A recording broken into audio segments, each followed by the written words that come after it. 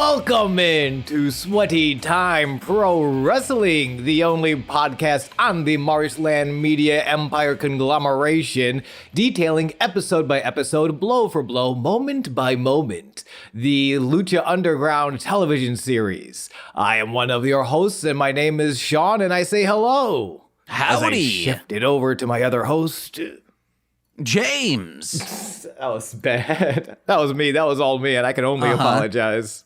Because you were saying like, hey, say hi to me first. So I was like, okay, hi. And then nothing. Because usually I don't say anything. I just kind of let you handle it because you're such a beautiful bird that I just want to watch you flap around. But I decided to go for the very specific, and now I'm throwing to you. And you know what? It was too much. I gotta let you fly, baby bird. I gotta watch them wings flutter. You know? You did not throw to me, because a throw to you would be like this. See what I'm doing now? Okay, well, you don't hold. This is an important conversation, and then later we will talk about wrestling. Do you need to So for those of you who cannot see at home, he is giving me the old finger guns, if you are familiar with the bang, bang, point, point. Do you need like a physical throw to? I think you can throw to someone just using your words. Okay, but you didn't use your words, and okay. this is an issue with a couple of the co-hosts. One of you, specifically you, hey, as I'm throwing, hey, it's you, Sean, and Nicole. People wonder if they listen to Engage with Nicolas Cage and we're nearing the end, and I'm like, holy shit, it's 2 hours long. But then they look, oh, what did they cut out? It's only an hour and 40 minutes. I'm cutting out 20 minutes of Nicole going, okay, so let's begin. And it's like, no, dude, like, that's the thing. I thought you were just thinking. No.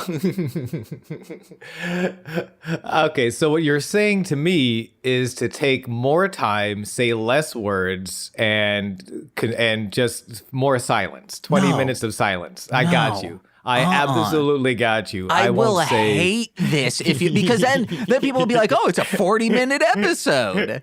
Because we're still only recording an hour. Yeah.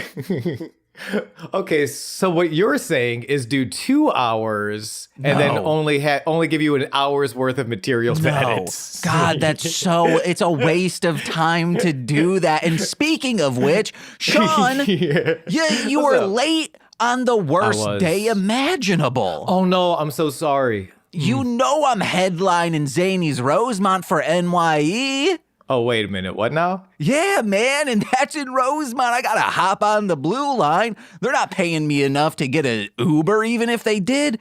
I don't have a smartphone. Yeah. Hey, James, I love this New Year's Eve bit. I might ruin it by just being very honest, if that's okay. First of all, Happy New Year's Eve, and New Year's is by the time this comes out to all of our listeners. Hope you had a wonderful time with the champagne and party hats and all the hoopla. I hate New Year's Eve now. This might be my worst holiday. Come on over, you bitch. I do have plans. I'm going over to my friend Osher's. But we talked about this, but I've talked before about my friend Steve. 20 plus years of friendship. He passed away this July. And ever since I moved out to Chicago, Steve was my New Year's tradition. Mm-hmm. I remember there was one year, it wasn't even at his house. He invited me over to Ryan, which his friend. But that's always been, whatever I was doing, I was going to see Steve on New Year's. Mm-hmm. And this is going to be the first year without Steve. And oh boy, has it just been a whole lot of weeping shouts out to Shake and Bake, wonderful streamer, good friend. Definitely straight up cried at the Digimon movie last night. Which one? I think it's the second one. It's the one with Davis and this little boy whose friend gets eaten by a virus, and he's like, oh no, he's gone. But then he's like, hey, they're never really gone. In the way, their friendship lives forever. Sobbing at this children's movie designed to sell video games. I was not okay. Happy New Year's, everyone. Yay. I thought you were going to say, oh yeah, I hate to get serious, but Zany's Rosemont, not Rosemont. Zany Romont, man. Just labor violation after labor violation. Well, yeah, Zany Roman Reigns. It was labor violation. He's the tribal chief. I'm going really hard for this Roman Reigns joke, and I'll be frank, it's not worth it. Your union joke is much better. Unionize, everybody. Yeah, someone on Instagram really liked when you said unionize, baby. Yeah. Oh, did they? Hey, Instagram, fucking unionize, baby. I'm not clipping this. That's smart. Yeah. And real quick before we get into the episode, quick redaction on my behalf. Last week I mentioned I didn't want to say Joey Ryan's name anymore because he's a bastard. We talked about it. We came to the conclusion. I came to the conclusion that we're giving him more power by not saying his name. So we will continue to use the name of Joey Ryan. But just remember, he is a cop and he is a bastard. Yeah, it's like if we all said Voldemort's name, he wouldn't have had that power. Yeah, if we would have just Tom Riddled. Aren't you glad that I'm not a Harry Potter stan? Were you ever a Harry Potter stan? From the first 4 books, I was so into it, but then that bitch took so long with the 5th, I completely got out of it. I got to the second to last movie, the part 1-er, and I was like, I don't need to watch part 2. I got it. Wait, isn't the part 1? I didn't see all the movies. I assume part 1 ends and everything is really sad. Yeah.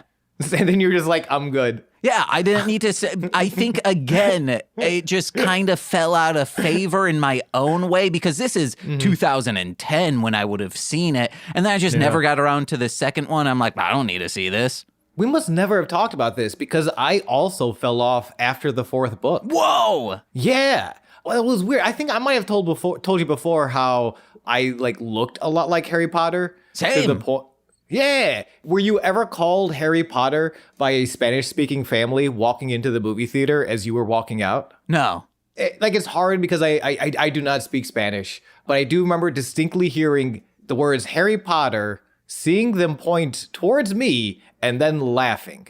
And I was like, well, I'm a child. This isn't great for my self-esteem. Hell yeah. People would call me Harry Potter, but if you were gay. Oh, man. But see, that's hot. That's cool. No, it's not. What? Yeah. Oh, no. Because those people are being homophobic. Oh, right. I forgot sometimes people suck. Uh-huh. Hey, get fucked.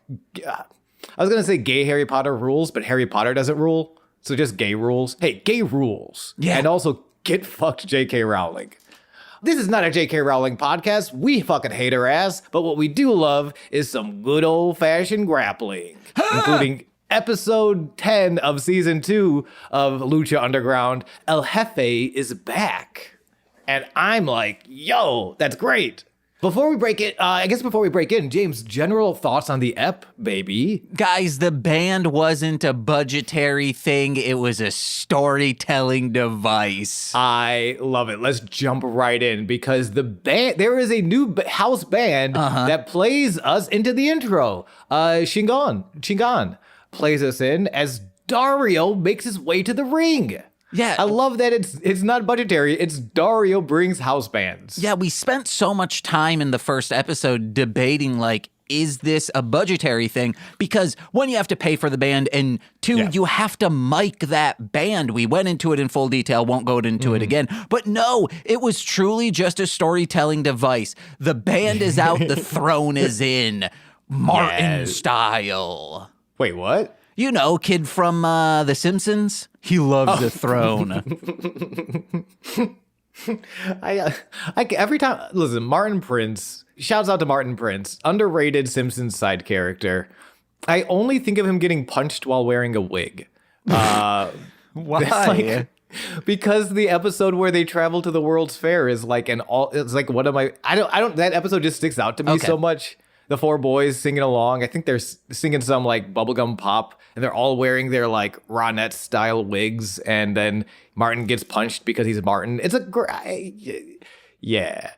What are we talking about? There was a time that I was very into Simpsons comics. Oh gosh, I remember those. Those were the first comics I would collect, and best series, sans the Treehouse of Horrors, especially the later ones when they would get guest artists to do artwork for them. Yeah. they started doing these one-shots of just tertiary characters because Simpsons has the best characters and secondary, third dairy, fourth dairy characters. Oh, fourth dairy sounds like a 4-cheese pizza to me. But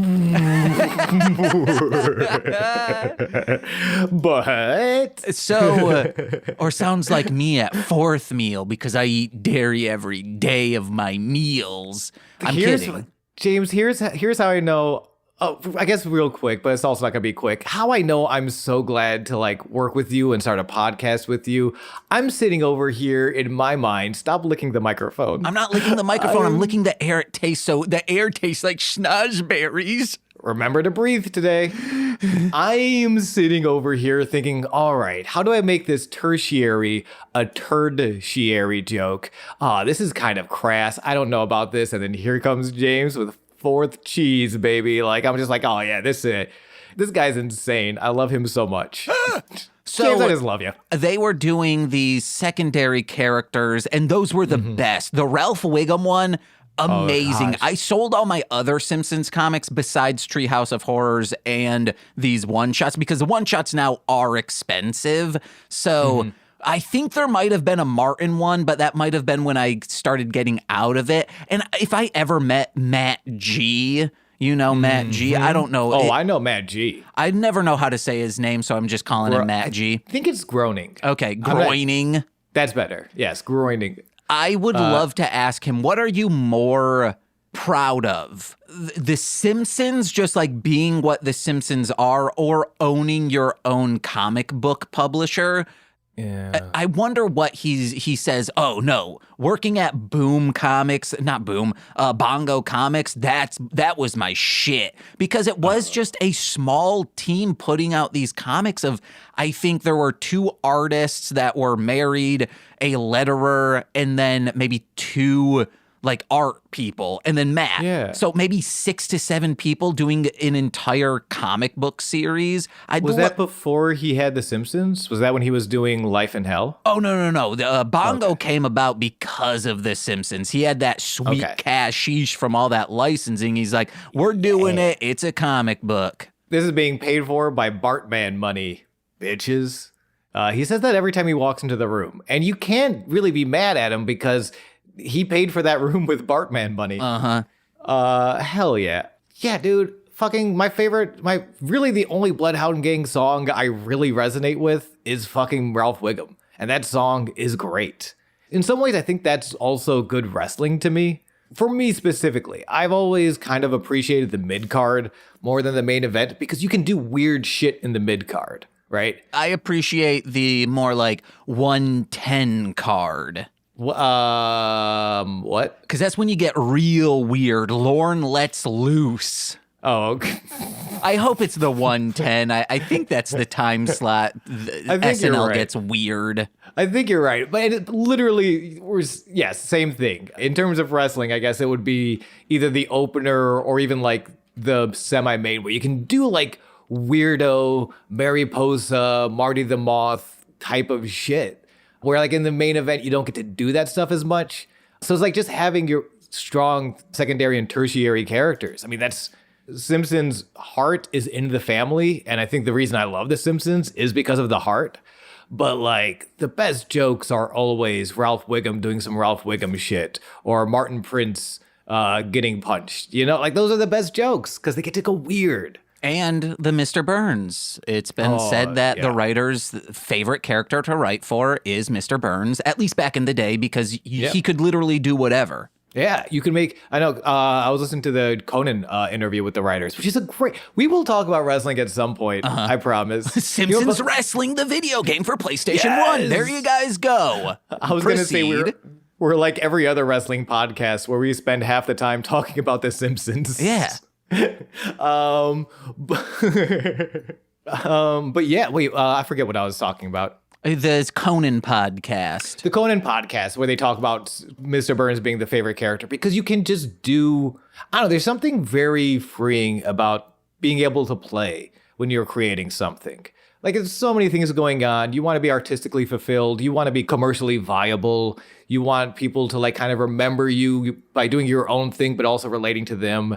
And I think at the end of the day, just like the more you collaborate with someone that makes you feel free, just the better you feel about whatever you create. Like, I know I can never say anything worse than something James has already thought of like 3 seconds ago. And that is truly freeing. And I just get to make my fart sounds and have a good time. Truly freeing, more like pooly peeing. Yeah. I shit from my dick. Whoa. Guys, get yourselves a James in your life. Pentagón Jr. shows up. So Dario comes out here. He's starting a new trios tournament next week. He's going to figure out the number one contender for his brother when Pentagón shows up. He says the only reason Matanza is champion is because Penta wasn't booked in the match. As a reminder, Penta was not booked in the match because he couldn't stop attacking backstage personnel. But he's like, that's why, buddy. Dario counter offers that maybe Penta isn't championship material. Penta counter offers that maybe Dario isn't two arms material and puts him in the arm breaker. Yeah. So Dario, yeah. This is advice to everyone. Don't tell an arm breaker that they're not worthy and expect not to get your arm broken. You know what? That is all on Dario. Dario, you are familiar with the files. You are the new boss, but you are also the old boss. So you're up to date on all of the HR forms. All right. The only thing that has changed is that Penta's doing the same shit, but now everyone loves it. That's like literally the only difference. Like, he's still Pentagón Jr. It's just now everyone's on board with it. Old boss, Bruce Springsteen. New boss, Baby. Bossy pants, Tina Fey. Okay, this one, I think this started as a joke and now it's just a full-on James reconnect. James is rebooting in real time. I can Dario through real quick. We were talking about the Simpsons and we talk wrestling. So this is a call to action. Matt McMuscles, come on our fucking show. You know what? Yeah, Matt McMuscles, you fucking coward. First of all, I love you. I love what you're doing. It is truly awe-inspiring and grounded and very, very funny. Second of all, you pissant little shit. Come on our show and talk about stuff. We'll tell you why The Simpsons now is better than ever, baby. Yeah. And that's not a joke. Nicole and I love The Simpsons from season... I mean, Nicole's like season 6 and onwards. I'll go back to season 3. That's pretty fun. Maybe season 2, Nicole's like, no, why would anyone like this show? And I was like, then do not go to season 1. Do not go to season 1. Yeah. And if we ever start talking about like Sonic porn and Garfield Eldritch horror fan fiction, Super Eye Patch Wolf, get on this fucking show. Or if we talk about bad fighting games, Matt McMuscles. We're back to Matt McMuscles. Matt McMuscles, stop ducking us. We'll talk about good fighting games, okay? Matt McMuscles, you've been ducking us for a whole minute 30. And I'm fucking sick of it. So we can talk about good wrestling fighting games. Whoa. If it's over a minute 30, I'm trying to clip this, okay? It needs to be a reel, fucker.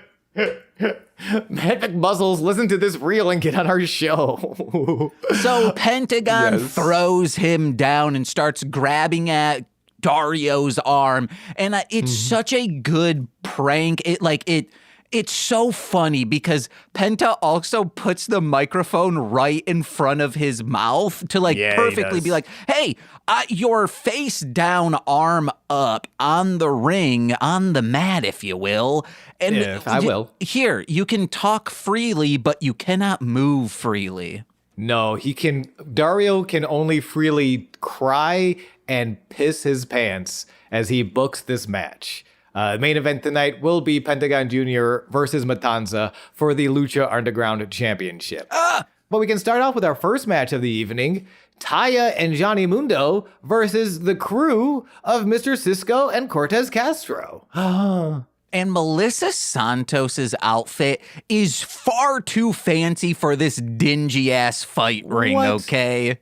Hey, it's not just a dingy-ass fight ring. It's also like a temple of dark rituals. It's still too fancy, but that's a compliment. Working way overboard for, again, a dingy fight ring where last year a man's head was eaten. That's true. Imagine this. You go to a slaughterhouse and you're dressed like that? No. This is a slaughterhouse of men's heads. A man's head. That's also what I call the porn shack, baby. Yeah, giggity fuck. His head was eaten backstage. No one saw it. That was some behind the scenes sort of like, just because a sandbag falls backstage doesn't mean you don't dress to the nines for the Oscars, right? Man, just because a man's head gets eaten doesn't mean you don't dress up to ring announce at Lucha Underground. I really hope that eventually some wrestler has a paranormal investigator gimmick in this show. Ooh. And then they're like, I sense something. A man was tortured back here, possibly cranium eaten. And they like see the ghost of Bale. And Bale's head was eaten backstage. Bale just has like stage makeup to make him look like a Christmas Carol ghost. And he's like, oh, my head was eaten. And, it's Zach Bagans like fucker goes, ah! And then, well, what happened? Then our Hennis walks up. He's like, yeah, duh. And then, like, there's so many fucked up like metaphysical shit going on. Then Vampiro walks up and he's like, yeah, duh. Wait, why does our Hennis walk up? Because our Hennis is, not our Hennis, excuse me, Aerostar. Okay. But you know what? Our Hennis, because the Disciples of Death are also on some mystical shit. Mm-hmm. So then they walk up and they're like, yeah, duh. And it's just this Zach Bagan professional wrestler going like, my meters are off the charts in this place. Everyone is a supernatural being of some kind, or invented Lucha Libre. How you doing, Jack Evans? Dang it, I was going to string it back to Jack Evans. He walks back after someone was murdered back here, and he's like, I had nothing to do with that, just what's in the ring. It's like everyone is a ghost or inhabited by a ghost except for Jack Evans. But speaking of Vampiro, he's mystical, and he says that the crew have been stealing nipples and baby formula since yesterday. That's right, guys. They're stealing baby formula and giving it to the needy. They're such sweet, tender souls. I think Vampiro was trying to say that they've been together since they were children, but I think it is more accurate to say that just yesterday they were stealing from babies. Well, not stealing from babies. They're stealing from corporations and giving baby formula to the needy. Yeah. I do feel like they would steal from Boss Baby, though. Oh, absolutely, because that fucker's capitalist scum. Yeah, that's the corporation they are stealing from is Boss Baby. So they're stealing from babies, but it's justified because capitalists are scum. We finally get on board with the French, and then we start guillotining billionaires. And the first billionaire, they're like, all right, this is a test run. We're just gonna pull out random. Okay, yeah, it's Boss Baby. You guys really want to see that? And everyone's like, yeah! And they're like, oh no, this backfired. I think we have to decapitate this child, this infant. Then the Boss Baby starts talking, and it's the voice of Alec Baldwin, and then everyone's like, you know what? Actually, this is cool. I'm back on board, 100%. He's like, this is a stage guillotine, right? Yeah, sure. Just don't want to make this Rust joke because that's inappropriate. Mm-hmm. Speaking of inappropriate, nipples? Yes. So yeah, there's a match happening. Taya and Johnny Mundo. And Johnny takes off the sunglasses. He's like, I'm going to throw it to you. I'm going to throw it to you. And then instead he just puts it on Taya. And I know they're the bad guys. I know this is a move designed to piss us off. They are so goddamn cute. And there is something that happened, I think, around this time. Have you ever heard of the TV show Total Divas? Yes. Total Divas is great. If you're a listener, you're not familiar. It was a reality show that followed around a lot of the WWE women's division, aka the Divas. Great reality show, bunch of spin-offs, and in some ways can be credited to the rise, part of the reason women's matches became so much more prominent in the WWE. They were on TV way more. They got way more famous. I want a reality show following around Taya and Johnny at this time so bad. They seem so cute and just so sweet, and I love them. And I know the sunglasses move was a bad guy move, but they're so cute when they do it, you know? All right. There's also wrestling. They also wrestle. I want to be clear. I just like the sunglasses move. Johnny, ever the gentleman, steps to the apron as Taya and Castro start the match. More like never the gentleman. It is the story kind of being told is how much, and something we talked a little bit about last week at Aztec Warfare, when Taya took a lot of the heat from Cage to save Johnny. Johnny's totally okay with letting Taya get her ass kicked if it means he does not, you know? That's equality, baby. Yeah, or as Vampiro calls it, chicken Shiite. Cortez covers Taya, Johnny breaks it up, Cisco and Johnny go at it. When Cage's music plays and Johnny gets the fuck out of there. The best backpedaler in the biz. Canonically accurate. Taya has to fight 2-on-1. Johnny can't even get into the ring because Cage is kind of out there being like, you better not do it. Psycho Realm and the 1-2-3. I would call this an upset victory for the crew. As Cage intimidates Johnny from breaking up the pin and sort of just chases them to the back. Good to see the crew, because last year and all of this year, as they were with Chavo, the crew kind of a couple of fodder, I guess is the best word I can think of. And now they get this huge victory. So going back to what they said about stealing nipples, and they mentioned, so Cisco and Castro have known each other since they were babies. Baby. So I'm just so interested. When did Cortez Castro become? Cortez Castro is an undercover police officer, by the way. Mr. Cisco does not know that, but he knows Cortez Castro. I wonder when Castro became a cop. I took Vampiro saying that more as both of them separately have been having to steal to survive since they were children. Where I would challenge that is because they also mention a lot of how their strength is that they've known each other longer. Okay. Now, that could just be from a year of Lucha Underground, but it seemed like it was going back further. Hey, if BTK could be a straight up father for years and killing people, I think someone can secretively from their best friend be a police officer. That's wonderfully said. Same mentality behind it as well. Yes. We cut to a house. A house with a bunch of butterfly pictures on the walls. Or those aren't butterflies, those are moths. Nicole toyed with being a mounted moth person for a little bit. She has one, and there's a store near us that sells them. They're very beautiful. I'm terrified of moths, so I'm glad she didn't go full route on this. But she's like, I think I could do this. I could get a bunch of these. I thought you were going to stop after Nicole was toying with becoming a mounted moth. So it's just Nicole pinned up to a wall, just yeah, this is kind of what I'm into. Yeah, you put me in a little display case and yeah, all right. Sometimes you spritz me with a water bottle. Cool. I thought I was going to stop at Nicole toyed with being. And who isn't sick of being? Hey, have you considered death today? Real quick on the previous match, Stryker said, Johnny's toying up with the end of the world and with our world politics going on. Oh, boy. I met someone recently. I got to get off these dating apps, man. They're killing me. I'm not, I don't know. It's weird. Man, guys, Sean told us a baffling story. We cannot say it on this podcast, but wowzers. I can probably tell it as long as I'm just not going to, name the person or give them any details. No. I say we don't because that person could find this, and it seemed like a lapse judgment of something they did at the time. But if you could work that into a stand-up bit, I think you could do it well. I could. I'd rather just, I don't know, come to my stream. Plugs at the end of the episode, but Goose Von Kaiser on Twitch. There's a real good chance you can get it out of me there, Or you don't, and I keep my secrets forever. Hell yeah. But yeah, you're on these dating apps now, getting all kinky with it. I'm on these dating apps. What were we talking about right before I brought up the dating apps? Oh, the world climate. Oh, and it reminds me of someone I've known on a dating app a while ago, and it's how I knew.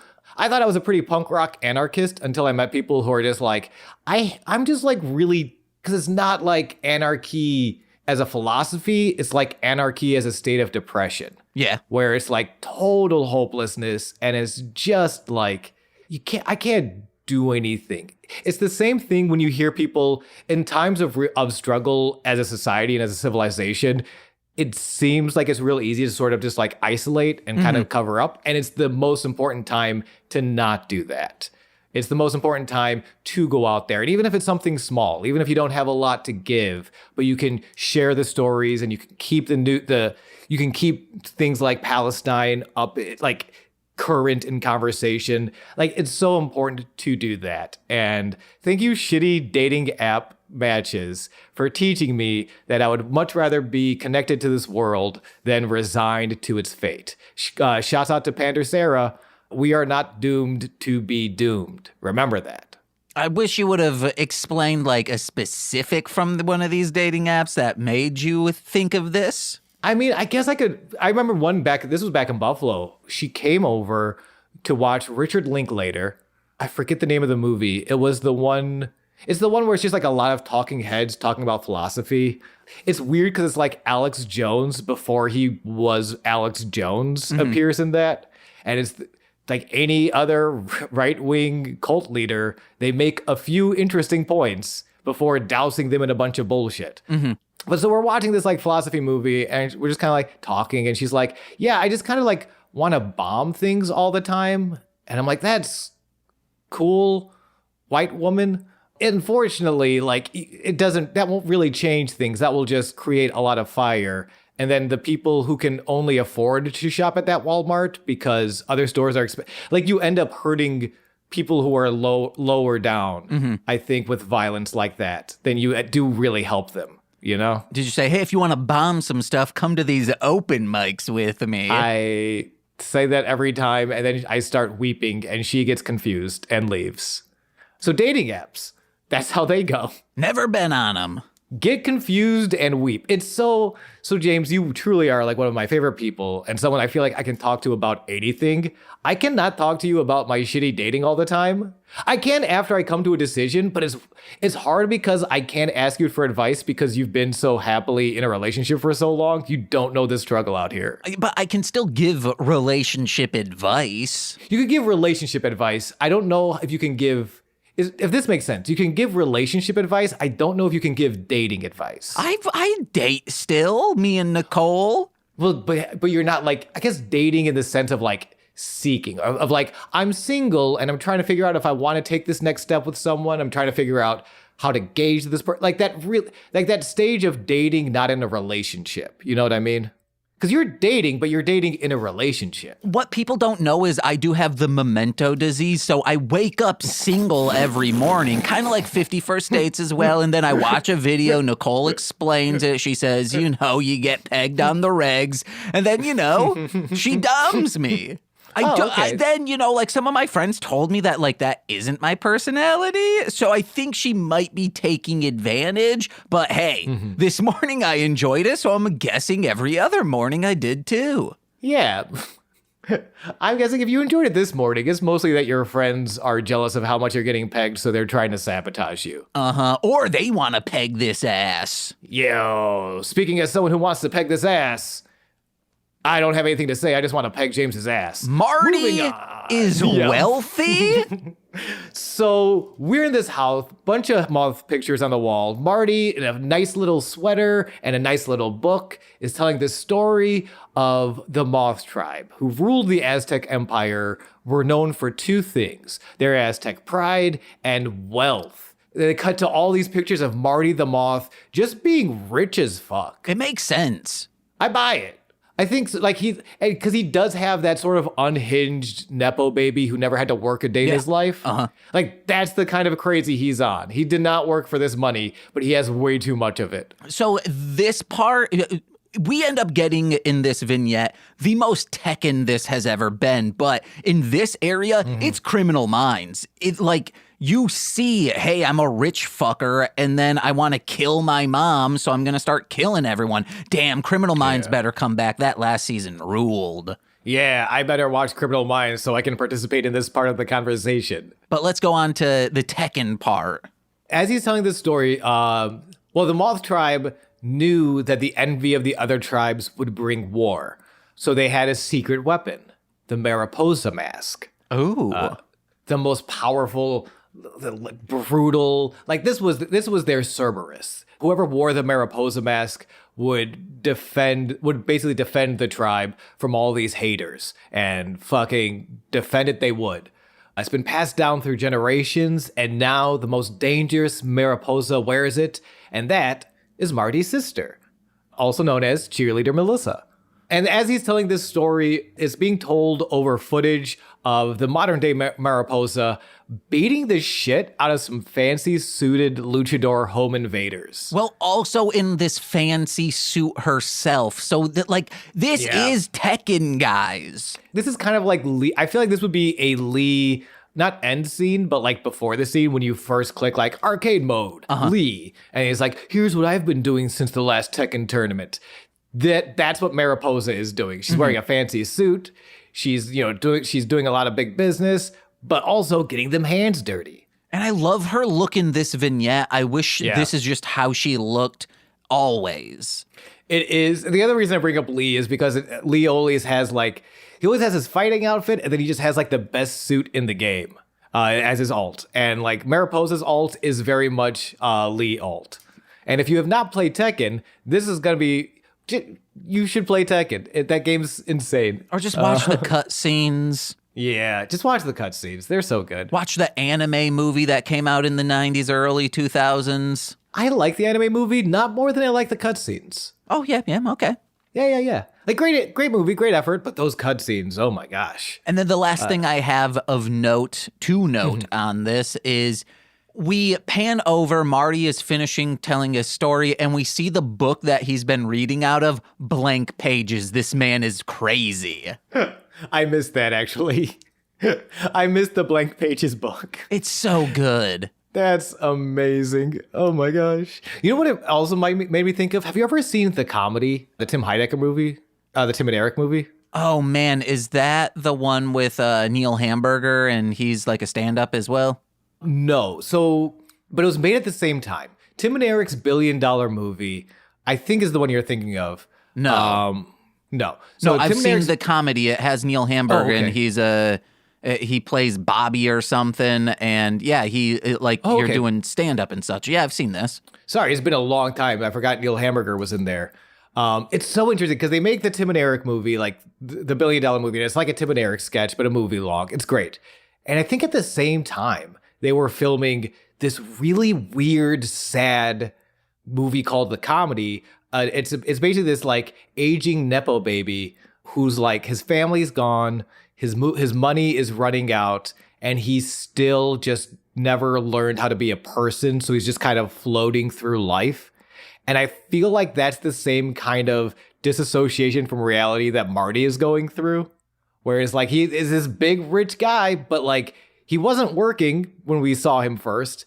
Like he wasn't really doing anything. He has all this money, but like it feels like it's drying up. So as is his sanity. Mm-hmm. I'm getting that sort of vibe of like, and because that character, he's not a good guy. He's the guy we follow, but I'm never rooting for him in the comedy. And it's kind of the same way I'm watching Marty, where I'm like, this is fascinating. You are an evil bastard, and you're terrible.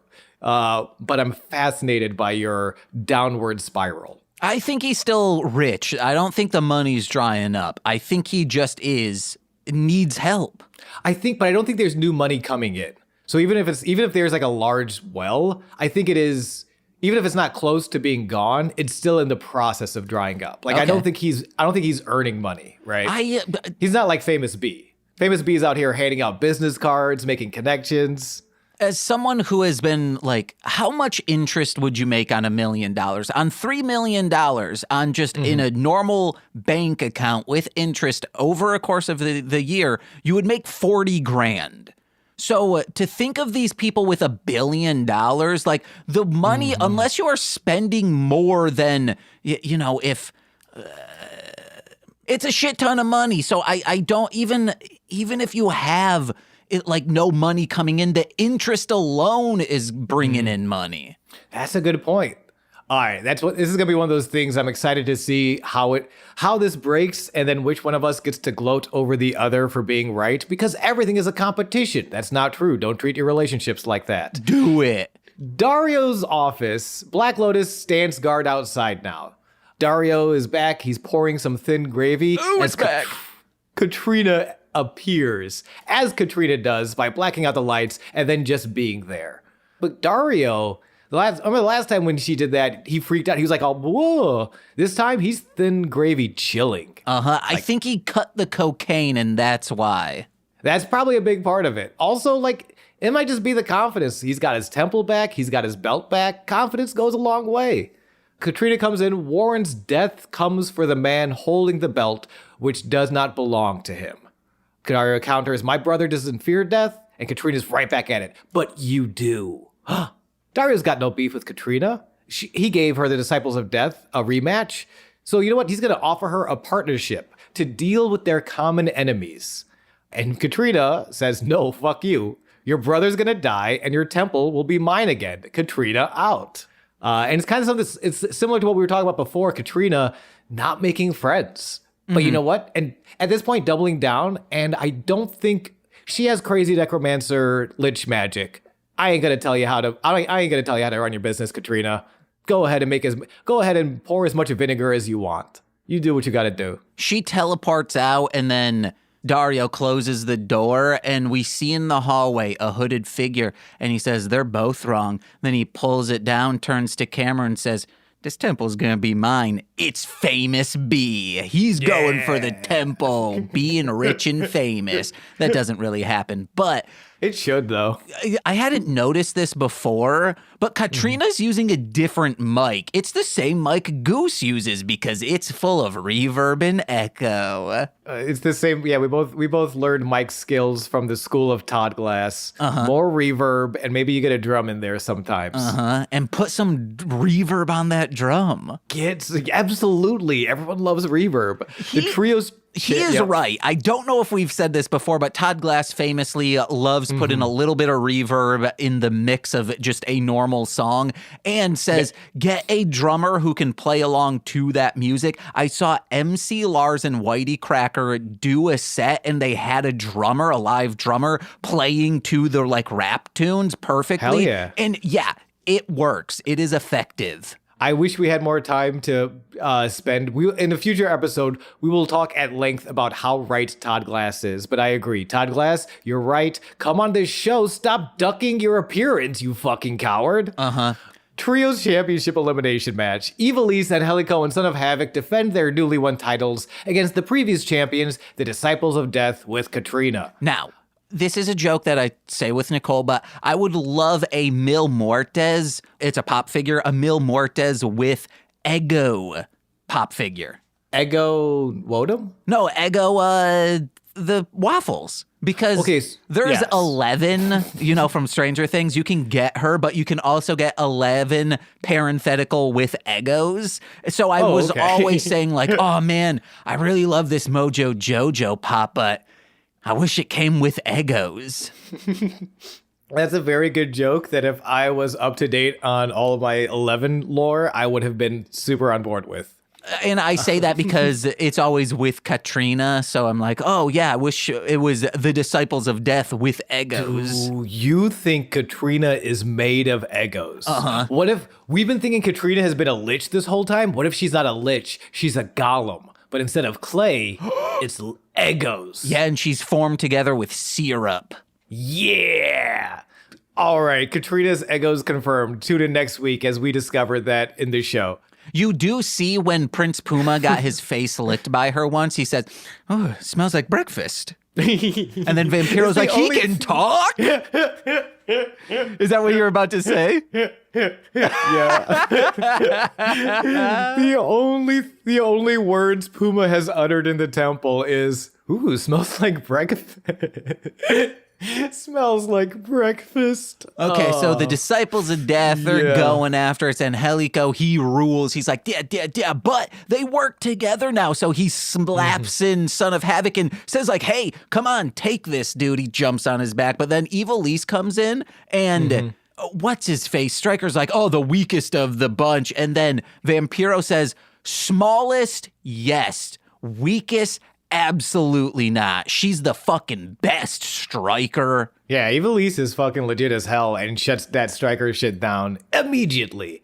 It's very good. Like, it's weird. With a show with so much, like, wild bathroom nunchuck fights and Ghostbusters and just beautiful, beautiful wrestling, it's weird to consider, but I think it's the moment that I've had the most emotional attachment to. And it's here in this match every time they work together is them being like, you know what? I'm going to choose our friendship over my personal jealousy. It's beautiful. I know why they weren't, because it's like, hey, they just had the trios match and we can't just throw everyone into Aztec Warfare. But if they were in Aztec Warfare, they would have been working as a team the entire time, and I would have loved it. But let's get into this match even further. Barrio Negro and Angelico open to some heavy counter wrestling. Advantage to Angelico as he tags in Son of Havoc, as you mentioned. Evilise tags out her ex-boyfriend. That's when the Disciples of Death start making some moves of their own. And the first elimination is Evilise. No! She blocks Katrina from using the rock against her own head. Good. But it creates just enough opening for the Disciples to score that elimination. And Vampiro, I believe, or Stryker says, this technically started out as a 3-on-4 match because Katrina's there and Stryker says, oh, so you're saying like, your math includes Katrina, and all math should include Katrina. Last night, it would have been like 10 o'clock her time. I called up my 16-year-old niece and I said, hey, when you start trigonometry next year, remember Katrina is involved, and I just hung up. Solve for Katrina. Angelico hot tags in like a house of fire, Fall of Angels to eliminate Trece, and so it's back to 2-on-2. Son of Havoc saves Angelico from the double team. This simultaneous Tope con Giro and second row moonsault to clear out the Disciples on the outside. The odd throuple working together. It's, in sitcoms, sometimes the love interests get together and it kind of destroys the tension and it's not as good as it used to be. That is not what's happening with the odd throuple at all. They remove the tension of this team who can't get together. Now they are all on the same page, and it's just better. Like, I'm glad we had the story beforehand to really earn how good they are together, but now they're just good together, and it's still great. This is not that TV show with Tom Hanks. Moonlighting. I forget what it's called. This is not Moonlighting. This is Lucha Underground, baby. I thought you were going to say this is not Moonrise Kingdom, and I was going to say, can you explain this further? This is not Isle of Dogs. This is Lucha Underground. I wrote that down because I didn't know what they were doing. I said that double bouncy's double jump was so good. That is a better description of what happens. Sinestro de la Muerte escapes Fall of the Angels, which would have been the second Fall of the Angels, knees the back of Angelico's head, and Angelico gets pinned and eliminated. No! It is now 2-on-1. But the thing about 2-on-1 and Son of Havoc is that it's still motherfucking Son of Havoc. Springboard crossbody on both opponents. And I didn't know what this move is called.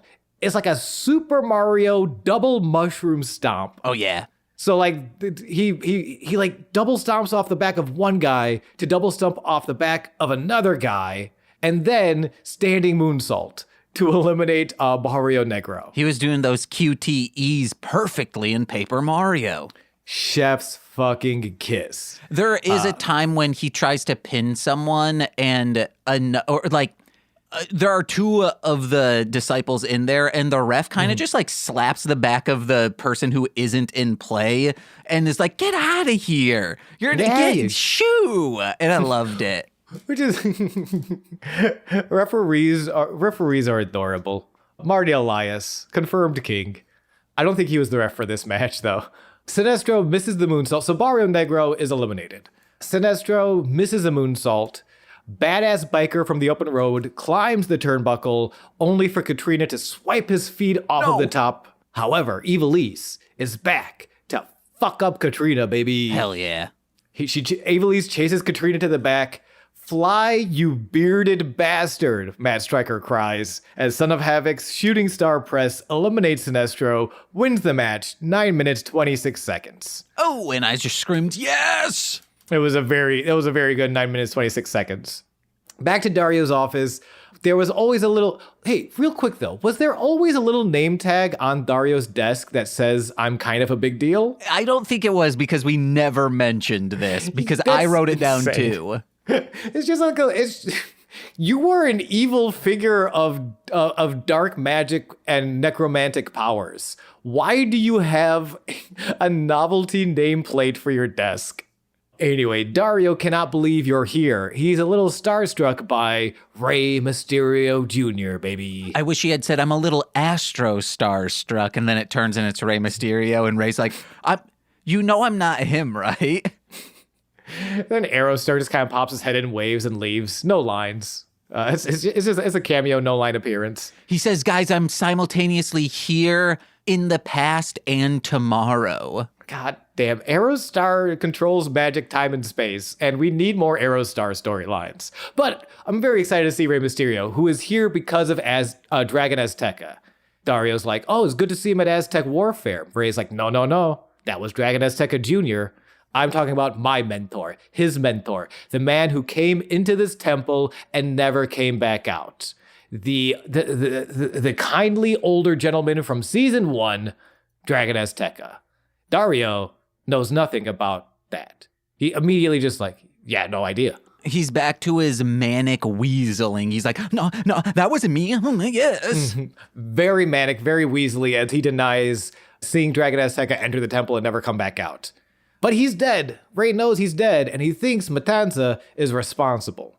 And this reaction was interesting because it's weird. It's not as manic. It's not as weaselly. It's either that the character Dario is actually a great liar, but he hasn't been. He's been a very bad liar in the past. Mm-hmm. So, that's actually, it's very sketchy. I just remembered we do know how Dragon Azteca Sr. died. It technically wasn't Matanza. It was Black Lotus, right? Oh, yeah. Black Lotus is the one that killed him. So Dario becomes indignant at this accusation. He is here to make this temple the best blood ritual underground fighting temple it can be. My brother didn't kill. He doesn't mention that he does know who killed Dragon Azteca Sr. He just gets indignant that is, my brother? Never. The man who ate another guy's head? He would never kill Dragon Azteca Sr. He's too important to the plot. Mm-hmm. Sorry, Bale. Dario recognizes, through his indignation, however, Dario recognizes Rey is the most famous luchador in the world, so he extends an invite to both him and Dragon Azteca Jr. if Rey can agree to leave the past in the past. He pours Rey a glass of thin gravy and offers a toast to Dragon Azteca. Rey considers, clinks, and drinks the gravy. Ooh. I feel like that's a mistake, Rey. I feel like you never drink this man's gravy. He's too evil. I was drinking some thick-ass gravy last night with some meatloaf. Yeah, you took the words right out of my mouth as we get to Sexy Star with the Mac versus the Mariposa with Marty the Moth Martinez. AKA that creepy bastard, the Annoyance, Mike the Moth Napier. Or Mick the Moth Napier. Oh, you knew exactly who I was going for. I know who. I did it until you said Napier. It's such a specific. We love this podcast. We love doing it. And at the end of the day, like any art or anything we do it for ourselves. And we hope that you can share this joy with us. That being said, we both worry about our reach sometimes. Like, how can we reach a larger audience? And I love that your reaction is, let's make the most specific, niche Chicago improv references. It's not niche, man. The Annoyance brought the Brady Bunch movie. From 30 years ago? Yeah. The Annoyance is a little niche. No. All right, fair enough. IO's niche, I'd say that. The Annoyance, I think, has more broad appeal. At least I'm not referencing comedy sports, but then people are like, that's what Dan Harmon did. Okay, all right. At least I'm not referencing the Corn Theater. Corn Theater is wonderful. Shouts out to the Corn Theater. Yeah, but no one else knows what the Corn. I only know it because I pass by it when I go to the bank, or I'll blank out the bank that I go to. Do you know who Mick Napier is? Call in next year's Mostly Speaking Sentai episode, and I don't know. Let us know. I was working with someone, and I brought up Sharna, and he was like, here's a picture of me and Sharna just from a couple weeks ago. He's such a sweetie. I know who you're talking about, and I love him so much. And I hope he never listens to this podcast because we trash Sharna so much. Like we tell people this is a wrestling podcast. This is mostly a trashing Sharna podcast. I thought you were going to say it's mostly discussing improv. Zip, zap, zap. Mick Napier. Anyway, Sexy Star versus Mariposa. Sexy Star begins the match very evasively. A reminder that she's still going through a lot of mental scarring from that time she was kidnapped. Suck it up, honey. Wow. Wow. Mariposa misses the... I don't even have to... Mariposa misses the moonsault. Sexy finds a little bit of offense with a tilt-a-whirl octopus. However, Mariposa counters with the sidewalk slam. Mariposa does a goddamn vertebraker, which... James, I think you've played Def Jam Vendetta, right? Back in the day, yeah. So Briggs, the army guy, that was his finisher, where you kind of like butterfly the arms and put them on your back. It's this brutal ass move. If you were a Sugar Shade Helms fan from WCW, he uses this as a finisher. Briggs, again, it's a banger ass move that most people don't do because it is very dangerous. Like it's a very dangerous move, but it looks so fucking cool.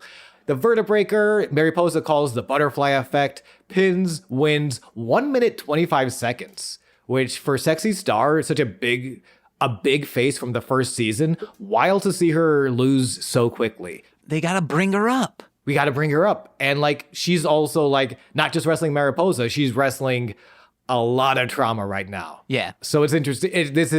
She has got a lot to fight through. But we believe she can do it. I don't remember the move or what it was called, but Marty's in the ring with Mariposa. And yeah, I'm saying Mariposa. Mariposa. You're doing that's real Midwestern too. Ciro Miero, okay? All right. We got it. What we use? All right. Michigan. Firecorn Diaz, okay? I was yesterday just saying, pronouncing things very white. That's why I was able to rattle them off. But the moth is in there and she like loops around his waist. What's that move called? There is a Spanish word for it, and I can't think of it. Wheelbarrow is the English sort of translation. So I just wrote down, don't do that with your sister, sir. I mean, they might be fucking. Here's the problem. They might. They talk a lot about their bloodline. The way Marty describes his sister, it sounds like he's more than a little in love with her. This might be a House of Yes situation. It might be Cruel Intentions. Cruel Intentions is a better example. Yeah, this might be a Cruel Intentions situation. But no steps in sight, baby. No, just the fucking... Just blood. Yeah. They do beat down both the Mac and Sexy Star. Sexy Star's got to get her head back in the game. I know it's hard, but I believe in you, Sexy. Get over it, honey. Yeah. Anyway, Temple's we cut to the Temple's secret monster holding cell in the attic. Dario opens the door to the room with a title belt over his shoulder. He praises his brother for requests the destruction of Penta as he unlocks Matanza's cell. Matanza is still being held in the cell. He is the Lucha Underground champion. He is the number one guy. And he's still required to live in a cell in the attic. That's fucked up. We cut to that match, though. Lucha Underground Championship match, Pentagón Jr. versus Matanza with Dario Cueto. Pentagón avoids the touches early, uses technique and speed to counter Matanza's strength. However, Matanza has a lot of strength. Oh, yeah. Super kick. Matanza barely moves. So much strength that commentary is reminding everyone last week at Aztec Warfare, he was dominating. He took down 8 luchas, to which Nicole responded to, more like 8 dogs, am I right? Because he's dominating. Oh my gosh. If we weren't so over time, I would fight. The fact that now I have to fight Nicole on the Dominator hurts so much. Nicole calls me her little puppy sub. Hey, we do not have time for me to get into that. Penta thigh kicks Matanza so hard that Matanza's mask comes loose, which is hilarious if you think the thigh is nowhere near the face. That's how hard Pentagón kicks him in the thigh. Lung blower as well, Matanza stays on his feet. to the point where Matanza throws Penta to the outside, stomps a mud hole, jaw attacks with the fans, throws Penta through the chairs. Vampiro is concerned for his little guy. Penta is hurt. And they're saying Ciero Miero in the audience, and Vampiro says, "Those chants are giving me a migraine." Matanza rips at the mask of Pentagón. Vampiro growls. Vampiro is a rar girl for his little guy Pentagón, and we love to see it. Penta motions, he is hurt. Matanza's finishing maneuver, Wrath of Gods, ends the match 3 minutes and 59 seconds. Short match. Powerful Matanza. Mm-hmm. And Vampiro gets in the ring and then checks out his little guy. And then Matanza takes out Vampiro, and it's like, Stryker, you were a wrestler before. You get in the ring and help out Vampiro. Hey, James, I don't know how much of you saw of Stryker's WWE ECW career. No. We're gonna let him outside. It's fine. Okay. Stryker, don't worry about it. Actually, no, Stryker's fine. I'm not trying to shit on him like that. But Matanza would have eaten Matt Stryker's lunch if he had gotten in that ring. I'll tell you that right now. But it's Vampiro's his best friend. I mean, yeah, but also Matt Stryker's real best friend is that leather coat, and he needs to protect that. He only has 3 copies of it. Well, you only have 1 copy of Vampiro, okay? Call somebody. And someone please send us a copy of Vampiro Night Warrior. Please, I want to watch those mannequins get fucked by Vampiro again. Preferably the original cut, because we know there has to be like at least 10 minutes cut from the feature we saw. Mm-hmm. Because I don't think Vampiro. I think Vampiro says 3 words in the cut we saw, and he technically says 0 words because he's overdubbed. He speaks English and Spanish. Why was he overdubbed? So many questions, so little answers. I love that called somebody. I love when Vampiro gets in the ring and Matanza's still there and he's staring at him like, you know I'm gonna kick you, right? And so he just looks him in the face, just goes, call somebody. Heartbreaking as Vampiro gets booted in the head. Matanza beats down Pentagón, powerbombs him through a table before exiting with his brother Dario. Pentagón is carried away by stretcher and ambulance. Vampiro rides in the back with Penta, and this final shot of a very creepy grin as Vampiro stares out the window like, oh, you think we're done? Oh boy. I'm like, oh man, listen, I get creeped out and turned on all the time. Like those 2 emotional states are always like fighting for balance within my mind. In this moment, with Vampiro staring out the window, overboard. Such a cool shot. Vampiro's gonna say, I'm putting on my Pope hat again.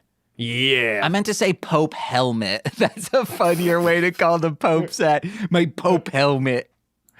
Well, speaking of coming to a head, this episode has come to an end. Great ep. Vampiro staring out the back of that ambulance. Yeah. Thank you so much for listening. We love y'all so very, very, very, very, very much. If you'd like to see more or ask me about my terrible dating app history, you can follow me. You can follow me over on twitch.tv/GooseVonKaiser, where we're always just having a good time, hanging out, doing fun stuff. Hey guys, I never plug this. Check out twitch.tv/mostly speaking Sentai. I think I'm going to be, I've played a bunch of Monster Rancher 3, and I will be playing this like roguelite reverse dungeon game where you're the monster of the dungeon and you're setting up traps and all of that to make sure the heroes don't get all your gold, baby. I'm very excited. Next time you're sitting there listening like, James sounds like such a sub. I wonder what he would be like as a dom. You could watch him run his whole dungeon. On twitch.tv/mostly speaking Sentai. Yeah, and listen to my other music, Marshland Monster, that's 3 words. Listen to other podcasts like Mostly Speaking Sentai, Formulaic, This Movie's Gay, Sweaty Time Pro Wrestling, Sweet Child of Time, Hit It and Crit It, yay, yay. And head over to patreon.com/MLM where for $5 a month you get exclusive content every single Friday. Also, the podcast that I just listed, wherever you listen to this podcast, you can listen to that as well, okay? Those are free feed podcasts. Now, the Patreon podcasts are Engaged with Nicolas Cage, Engaged with Nicolas Cage, Death from Above. No, dang it. Engaged with Nicolas Cage. One of them always changes. That's why I get confused. Engage with Nicolas Cage. I'm really hitting home. That's our Nick Cage podcast. Then Nick Cage. Yeah, not Nick Gage, though. Yo, MDK all fucking day, baby. Ew, gross. Get him out of here. Love him. The Citizens of Townsville Z, which Sean has been on. Also Engage with Nicolas Cage, Sean has been on. Mostly Speaking Sentai After Dark. And This Existed, which Sean has been on. Wait, which one was I? I was on that. Yeah. Yeah, for Three Ninjas. And I think that was Trolls 2 as well, right?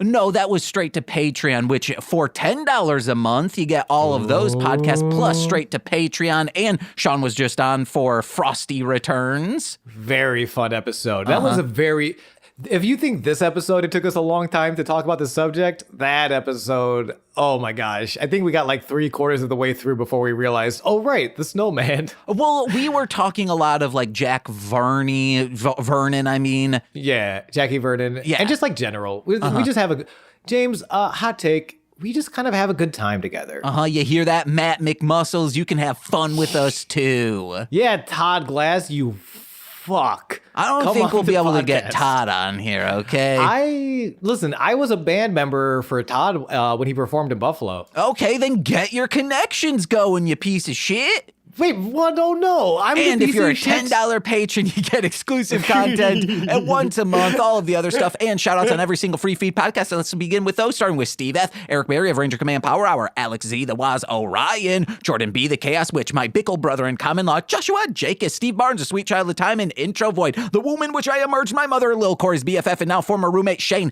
that fed, twitch.tv/Core Winning. It's Corwin from This Movie's Gay, and from the Rom Complex and Formulaic, a podcast and script writing. I should say that again. And from Formulaic and from Rom Complex, a podcast, dang it, and from the Rom Complex, as well as Formulaic, a podcast and script writing. It's twitch.tv/R2 Shelby2. I've been James. And I have been Sean, and this has been Sweaty Time Pro Wrestling. Purple Prancer forever. Peace. Bye. Oh, yeah.